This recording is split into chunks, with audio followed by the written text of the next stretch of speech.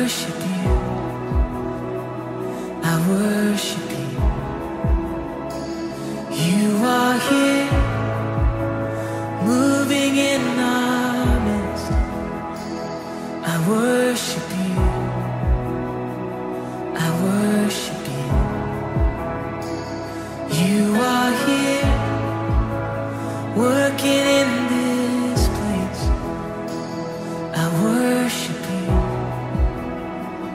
I worship you. You are waymaker, miracle worker, promise keeper, light in the darkness. My God, that is who you are. You are waymaker, miracle worker, promise keeper, light in the darkness. My God, that is who you are.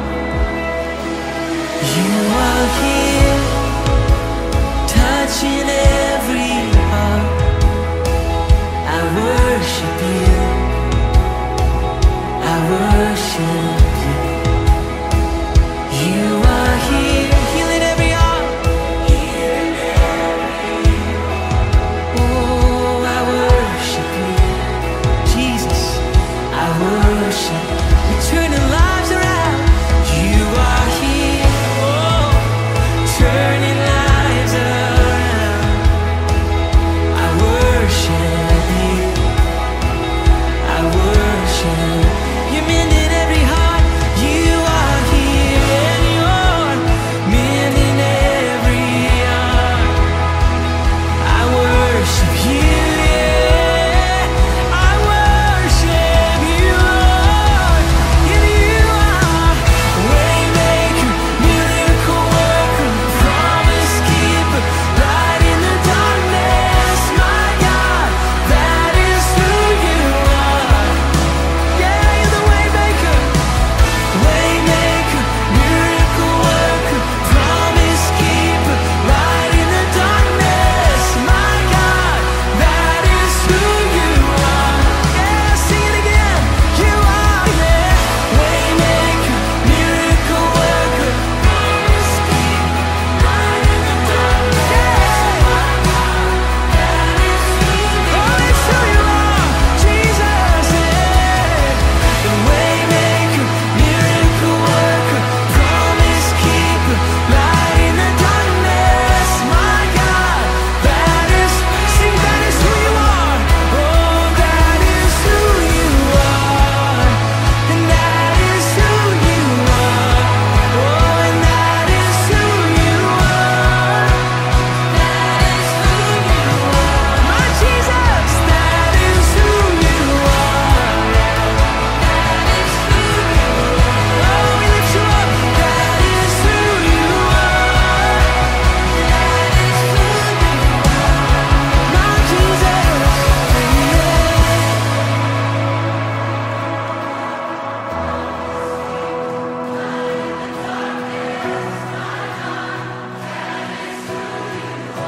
yes it is, yeah. It's who you are, waymaker.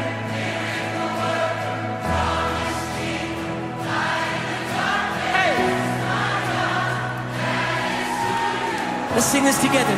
Even when I don't see it. Come on, even when I don't see it, you're working.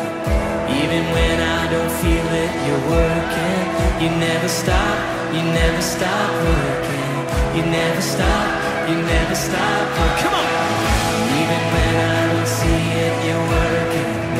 Even when I don't feel it, you're working. You never stop working. You never stop. Oh, even when I don't see it, you're working. Even when I don't feel it, you're working. You never stop working. You never stop, yeah. Oh, even when I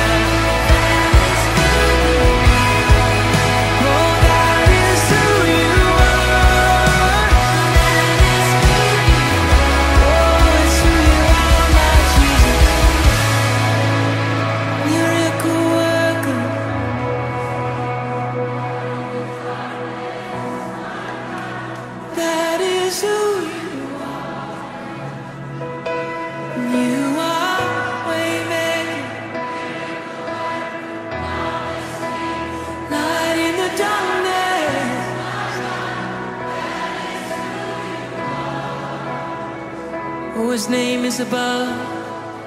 His name is above depression. His name is above loneliness. Oh, his name is above disease.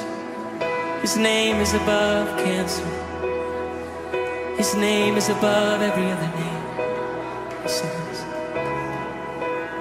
that is who you are. That is who you are. Jesus, and that is who you are. Oh, I know that is who you are.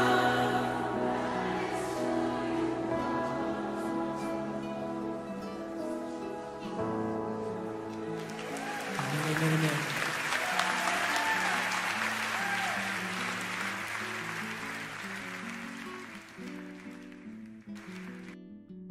Halo adik-adik semua, apa kabar? Senang sekali bisa berjumpa dengan kalian lagi. Kak Charles berharap kalian selalu dalam keadaan yang sehat dan terus semangat untuk beribadah. Nah, sekarang kita akan mendengarkan firman Tuhan. Mari kita tundukkan kepala, kita berdoa bersama-sama. Tuhan Yesus, terima kasih untuk berkat-Mu pada hari ini. Kami bisa bangun pagi dengan tubuh yang sehat. Kami bisa beribadah bersama-sama untuk memuji dan memuliakan nama-Mu. Dan sekarang ya Tuhan, kami akan mendengarkan firman-Mu. Kiranya Engkau menjamah hati dan pikiran kami supaya kami dapat mengerti kebenaran firman-Mu. Terima kasih Tuhan, di dalam nama Tuhan Yesus kami berdoa dan mengucap syukur. Haleluya. Mari sama-sama kita katakan amin. Nah adik-adik, tema renungan Kak Charles pada pagi hari ini adalah not finished yet, atau belum selesai. Mari kita baca Alkitab. Kita buka Alkitab kita di dalam Kisah Para Rasul 1 ayat 6 sampai 11.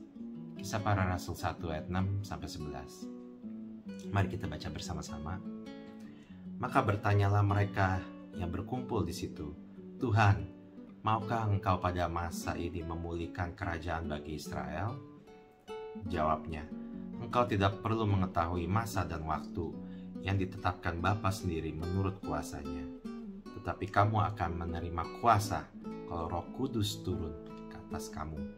Dan kamu akan menjadi saksiku di Yerusalem, di seluruh Yudea dan Samaria dan sampai ke ujung bumi. Sesudah ia mengatakan demikian, terangkatlah ia disaksikan oleh mereka, dan awan menutupnya dari pandangan mereka.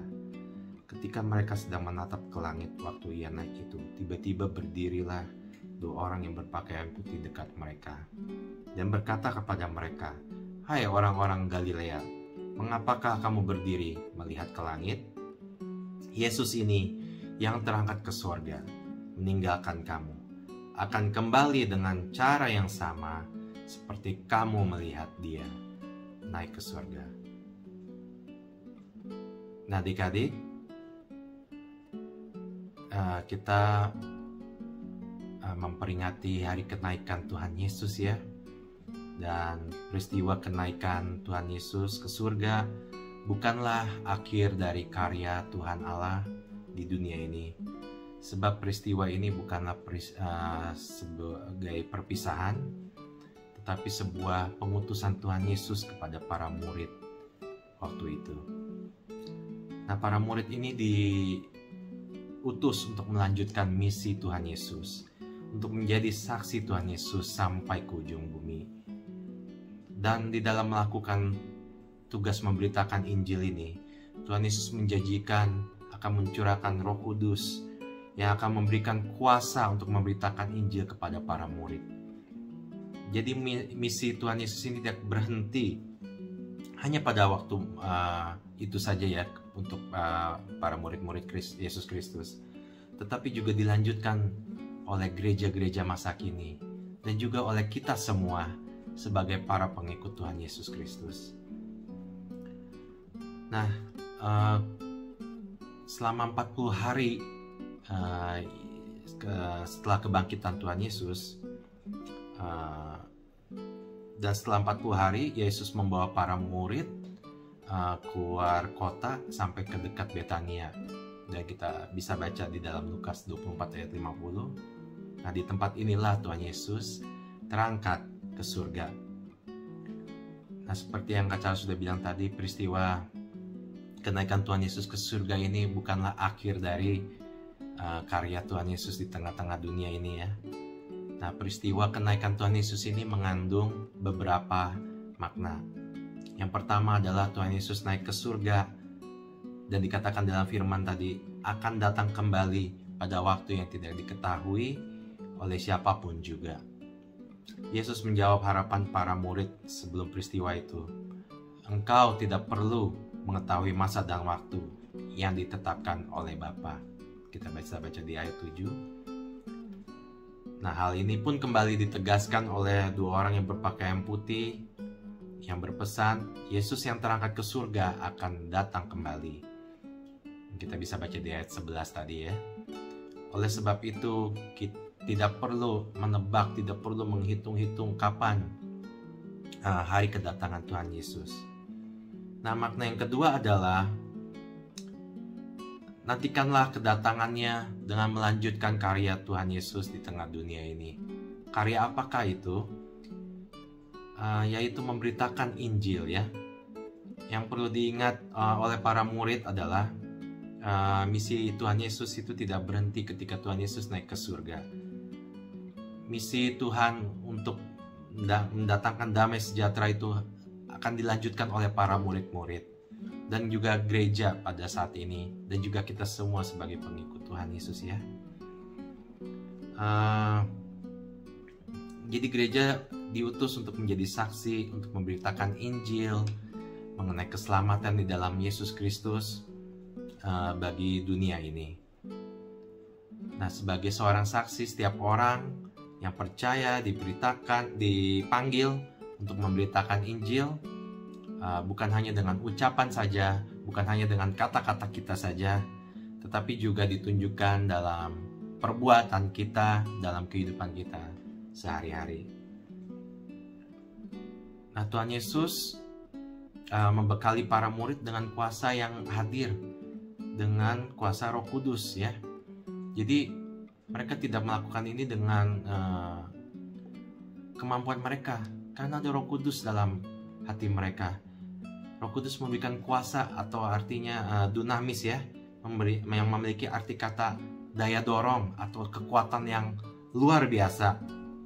Nah, inilah yang memampukan para murid Tuhan Yesus pada waktu itu untuk melaksanakan tugas yang diamanatkan oleh Tuhan Yesus kepada mereka, yaitu untuk memberitakan Injil dari Yerusalem, Yudea, Samaria, dan sampai ke ujung bumi.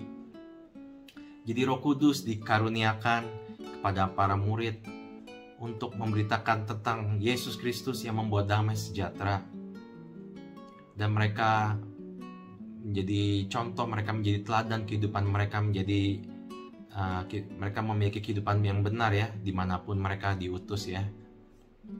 Nah, Roh Kudus itulah yang memampukan mereka. Di dalam 1 Korintus 12 ayat 3b juga dikatakan, tidak ada seorang pun yang dapat mengaku Yesus adalah Tuhan selain oleh Roh Kudus. Jadi oleh kuasa Roh Kudus mereka mengaku Yesus adalah Tuhan. Mereka tahu bahwa Yesus adalah satu-satunya jalan menuju ke Bapa. Mereka percaya dan beriman bahwa Yesus adalah juru selamat ya bagi semua umat manusia, karena manusia sudah jatuh dalam dosa dan telah kehilangan kemuliaan Allah, dan Yesus satu-satunya juru selamat yang dapat menyelamatkan mereka dari dosa-dosa manusia ya. Nah, adik-adik, seperti yang kita baca tadi, tugas para murid adalah melanjutkan memberitakan kabar Injil, yaitu bersaksi ya. Inilah perintah Tuhan Yesus ketika Tuhan Yesus naik ke surga. bagaimana kita dapat bersaksi? Bersaksi ini bukan hanya seperti pemikiran banyak orang ya, oh kita harus menjadikan orang-orang sekitar kita menjadi memeluk agama Kristen, bukan seperti itu ya. Bersaksi itu adalah menyatakan kabar baik tentang Tuhan Yesus Kristus. Ya, seperti tadi sudah dibilang, kita bisa melakukan bersaksi itu melalui kata-kata kita, melalui perbuatan kita, dan kehidupan kita sehari-hari ya. Nah, apa ini yang bisa adik-adik sebagai para remaja lakukan ya? Sebenarnya sederhana saja. Kayak Charles yakin sebagian dari adik-adik pasti memiliki handphone ya. Ya, para remaja sekarang pasti punya HP ya. Jadi seperti itu udah menjadi satu gitu ya. Mungkin ya, untuk bermain game atau ada media sosial seperti itu ya. Nah, terkait dengan tema renungan pada hari ini, para remaja bisa mungkin bersaksi melalui handphone kalian. Misalnya dengan cara memperhatikan kata-kata yang digunakan ketika update status kalian, atau ketika kalian mau mengupload foto-foto, jadi foto-foto yang baik, jangan yang buruk ya, seperti itu. Dan juga kalian bisa menghindari situs-situs yang tidak layak untuk dikunjungi. Dan juga adik-adik juga bisa memberikan kata-kata atau ayat-ayat firman Tuhan yang menghibur atau menguatkan ya. Khususnya di tengah-tengah pandemi ini, kita bisa menjadi saluran berkat, bukan melalui materi tetapi melalui ucapan kita, melalui ayat-ayat firman Tuhan bisa kalian bagikan di media sosial kalian atau soal HP kalian. Nah, adik-adik sebagai para remaja ini kan masih muda, ya senang berkumpul ya, berkelompok seperti itu ya. Nah, ini bisa jadikan kesempatan kalian ya untuk menjadi saksi Tuhan Yesus. Mungkin kalian ada kelompok, mungkin kalian senang bernyanyi atau menari, atau mungkin berolahraga seperti bermain basket, voli, atau bulu tangkis dan lain sebagainya. Kita bisa melalui perkumpulan-perkumpulan kelompok-kelompok kita ini, kita bisa menjadi saksi Tuhan. Bagaimana kita bisa menjadi saksi? Kita bisa menunjukkan kepedulian kita. Kita bisa mengasihi teman-teman kita dalam kelompok kita, ataupun juga teman-teman yang di luar kelompok kita juga ya. Ketika kita dipenuhi dengan Roh Kudus, ketika kita menerima Tuhan Yesus sebagai Juru Selamat, maka Roh Kudus ada dalam hidup kita. Dia menguasai hidup kita, dia menguasai hati dan pikiran kita. Di dalam Galatia 5 ayat 22, dengan kuasa Roh Kudus maka dalam hidup kita akan terpancar buah roh. Ada kasih, sukacita, damai sejahtera, kesabaran, kemurahan, kebaikan, kesetiaan, kelemah lembutan, dan penguasaan diri. Kita bisa memancarkan itu semua untuk orang-orang di sekitar kita, menjadi garam dan terang bagi teman-teman kita ya adik-adik. Nah, sebagai ilustrasi ada patung Yesus yang tanpa tangan ya. Jadi setelah Perang Dunia Kedua, para prajurit Amerika yang ditempatkan di sebuah desa di Frankfurt atau Jerman, para prajurit ini menawarkan bantuan kepada orang-orang di desa itu. Kesempatan ini tidak dipakai orang-orang di desa itu untuk minta makanan atau alat pertanian atau minta uang gitu ya.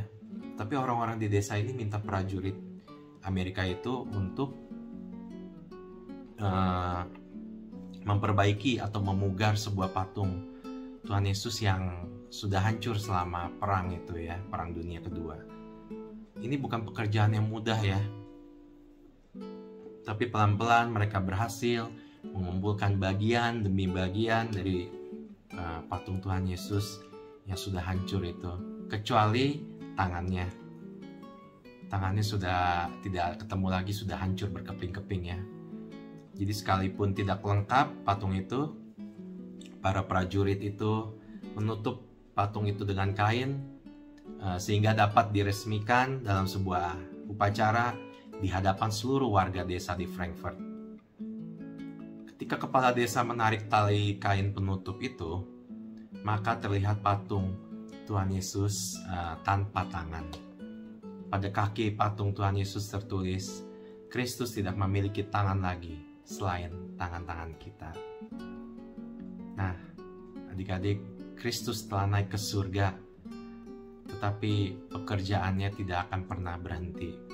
Kitalah, Kak Charles, ya adik-adik sekalian ya, sebagai para pengikut Yesus Kristus, kita pun diutus untuk melanjutkan karya Tuhan Yesus di tengah-tengah dunia ini. Ya, seperti ada doa Santa Teresa di Avila, Yesus tidak mempunyai tubuh di dunia kecuali tubuh kita, tidak punya tangan kecuali tangan kita, tidak ada kaki kecuali kaki kita. Mata kita adalah mata Tuhan, yang mana Tuhan Yesus sangat berempati kepada melihat dunia yang tersakiti ini. Kaki kita adalah kaki Tuhan Yesus untuk pergi melakukan perbuatan yang baik. Tangan kita adalah tangan Tuhan Yesus yang bisa menjadi berkat bagi banyak orang. Nah, adik-adik, kiranya melalui firman Tuhan pada pagi hari ini, kita beriman, kita yakin dan percaya ketika kita menerima Tuhan Yesus sebagai Juru Selamat. Roh Kudus dicurahkan bagi kita. Dia akan memberikan kita kuasa untuk melanjutkan pekerjaan Tuhan Yesus, untuk memberitakan Injil. Di luar sana banyak orang-orang yang membutuhkan kasih Kristus, yang belum mengenal Tuhan Yesus. Biarlah kita menjadi saksi bagi orang-orang di sekitar kita, supaya orang-orang bisa mengenal Tuhan Yesus dan menerima sebagai Tuhan dan Juru Selamat mereka. Amin untuk firman Tuhan. Mari kita tundukkan kepala kita. Kita berdoa. Tuhan, kami sangat bersyukur buat firman-Mu yang telah ditabur pada pagi hari ini. Kami tahu ya Tuhan, ketika kami menerima Engkau sebagai Tuhan dan Juru Selamat kami, maka Roh Kudus dicurahkan bagi kami dan akan memberikan kami kuasa untuk dapat menjadi saksi-Mu dimanapun kami berada. Walaupun kami masih muda ya Tuhan, tapi kami yakin dan percaya Roh Kudus akan menuntun kami, menguatkan kami, memberikan kuasa kepada kami untuk menjadi garam dan terang dunia ini. Terima kasih ya Tuhan. Ampunilah kami atas segala kesalahan dan pelanggaran kami ya Tuhan. Dan kami mohon Roh Kudus yang terus memimpin, menuntun langkah hidup kami, supaya kami tetap hidup seturut dengan kehendak-Mu. Terima kasih ya Tuhan. Di dalam nama Tuhan Yesus kami telah berdoa dan mengucap syukur. Haleluya. Amin. Amin. Selamat berhari Minggu adik-adik. Tuhan Yesus memberkati.